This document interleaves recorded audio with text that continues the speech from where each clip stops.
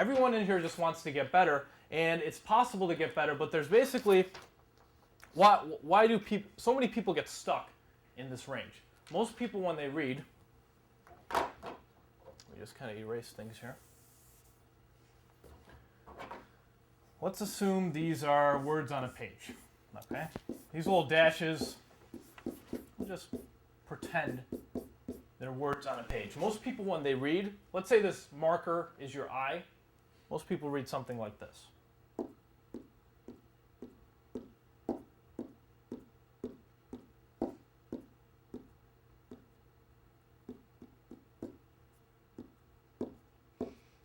Okay, looks familiar, right? First of all, how many people read left to right? Raise your hands. Okay, some of you are looking at me like, is something wrong with that? Nothing's wrong with reading left to right. Okay, that's how we read in English. What about, how many people notice when you read, you kind of go on a word-by-word basis? Raise your hand. We read every single word? Yes? Okay. Basically, there's 3 habits. If you want to improve your reading speed, your comprehension, your recall ability, there's 3 habits that need to be changed. Okay? The first one is called fixation. Okay? You can write this down if you want. If not, just make sure you're paying attention. Fixation is something that your eyes do as you're reading the page. It's basically a stop and go motion of your eyes. Okay, so your eyes are fixating on each and every single word. In this material, there's 10 words per line, so your eyes are probably making 9 or 10 stop, go, stop, go, stop, go. Okay? So fixation is the first habit that needs to be changed. The problem with this is everyone in here has peripheral vision, right?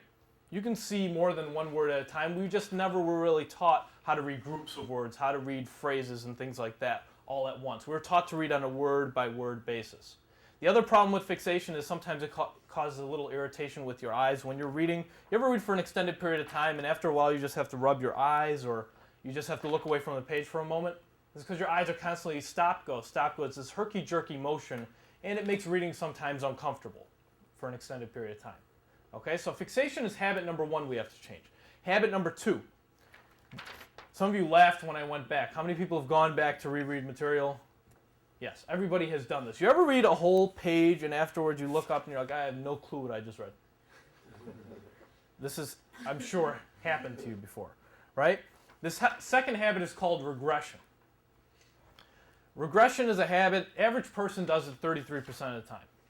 So let's quantify this. 60 minutes of reading, 20 minutes would be spent going back to reread material. So we're really just reading 40 minutes out of that 60 minutes going forward. Okay, so regression, if you're wondering, okay, is it only me? A lot of people do it. Average person's doing it 33% of the time. So we have to improve our concentration. We'll talk about that. Now, third habit. Everyone remembers when you were first learning how to read. Speaking of which, when was the last time you guys learned how to read? It's a while ago, right? I mean, it was like kindergarten, first grade. This is a little odd. The last time you learned how to read was the first time you learned how to read, right? This is strange because in grade school, what do you learn year by year? You learn math every year. You learn science every year. You learn history every year. Reading, you learn it once, right? We learn reading once. And after that, it's kind of like, oh, well, we have to figure it out on our own. So we start by reading Dr. Seuss. And then eventually we get into high school, we're getting biology, physics. We get to college and now we're doing mechanical engineering or something really, really tough and technical. So we basically have college level material, grade school reading skills. This doesn't mean remedial. Most readers read the same way they were reading in grade school. So we have to make some changes here. This third habit, it's based on, remember when we were first learning to read, your teacher had you get up in front of class and you had to say the words out loud. How many people remember this dreadful experience? Yes?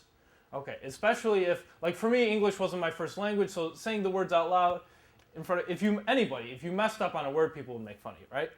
Now, after a while, your teacher did not want you to say the words out loud. What did he or she tell you to do? Read in your head. Yeah, say the words silently in your head. Don't say them out loud, say them in your head because it's annoying when you have 30 little kids in a room and everyone's talking, right? Can you imagine if you walked into a library or if you're trying to study in the library and there's someone next to you that's reading out loud? This would be incredibly annoying, right? So what happens? After a while, we say, okay, we'll say it in your head, and we continue to do this, and guess what? You're still saying the words silently in your head. How many people hear voices in their head when they read? Okay. Some of you are like, wait, I don't know. This is a trick question. Am I hearing voices in my head? No. We say each and every single word in our head. If you haven't noticed it, now you've probably noticed it. And a lot of people think that it's absolutely necessary to say the words in their head in order to understand it, and that's just simply not true. When you see a stop sign, do you say stop in your head? No, you see a stop sign and it registers right away. What about when you're walking to campus and you see Drexel University? 2 words. You don't have to say Drexel University in your head. You see it and you know it right away. Instead, when we read, we see a word, we say it, and then we feel like we understand it. See it, say it, understand it. See it, say it, understand it, over and over again on each and every single word. And there's a lot of words on this page. A lot of words.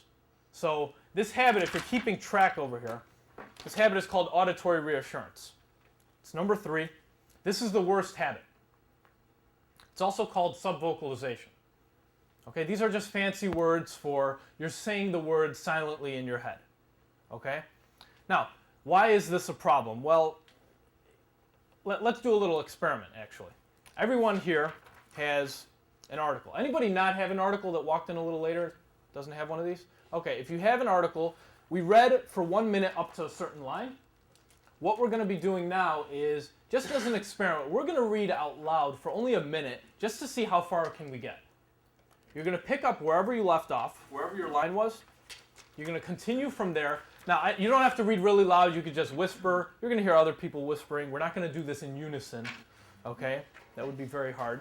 Just read it to yourself. Well, not in your head, but whisper. You have to say every word, and this is just to see how far can we get when we're reading out loud versus when we read in our head. It's only going to be a minute, so continue where you left off, and you have to say all the words. I'm going to be saying all the words as well, and we'll see where we get, okay? All right, go ahead and begin reading out loud.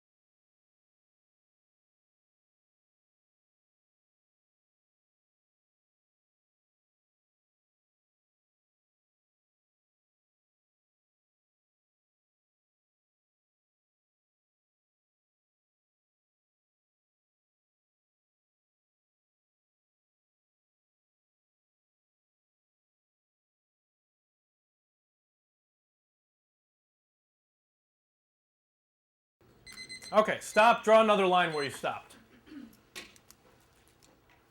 Okay, so now we have 2 lines. What I want you to do now is count up all the lines that you just read in that 1 minute out loud. Count up all those lines. And the same thing, multiply it by 10. Number of lines you read times 10. And on the back of your survey card again, actually you don't need to put this on your card. If you already have that beginning words per minute, you can just put it off to the side, either on your, you can put it on this page or you can put it on this card somewhere. Don't put it on the ending line though just yet. All right, so we read out loud just for 1 minute and we wanted to see where we were.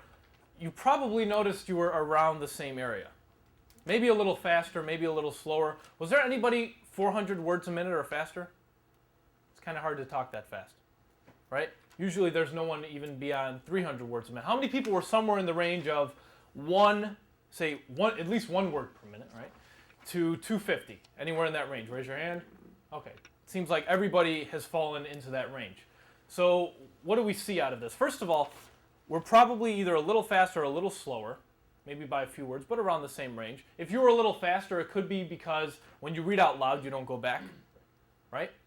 If you were a little slower this time around, it could be because when you read out loud, maybe you read it like a story and you're not trying to rush through it, okay? But either way, we see if I started at 190 words a minute, I might be 210 or 170 or 160. I'm not really at 300 or 400. So what do we get out of this? Well, when you're reading, if you're saying each and every single word in your head, doesn't that mean you can only read as fast as you talk?